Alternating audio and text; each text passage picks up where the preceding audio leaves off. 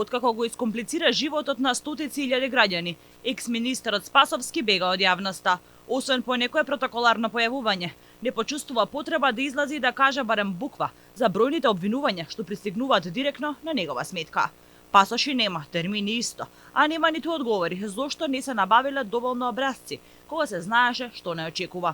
Воедно и зошто се претходно набавени образци со старото уставно име, иако знаел дека истите нема да се користат до крајниот рок на издавање. Алфа го побара Спасовски, но тој не беше расположен за изјава и да одговори на сите прашања кои деновиве ги поставува јавноста и правната фела. Треба да видам зашто се обвинувањата, па потоа би можел да ви дадам одговор. Сега не знам точно зашто се пријавите до обвинителството. Последното официјално појавување на Спасовски му беше пред 1 месец, на пресконференција во владата, но од тогаш го нема. За време на мандатот граѓаните ги убедуваше дека се ќе биде во ред со лични документи и се ќе се стигнало на време.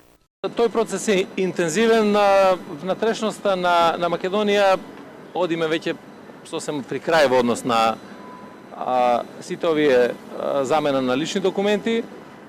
Во Скопје знаете дека се отвори новиот пункт се со цел да се абсорбира што е можно повеќе барања, имајќи предвид дека само во пунктот имаме 40.000 граѓани кои што дошле оставиле барања за лични документи, значи не за еден документ, туку за повеќе.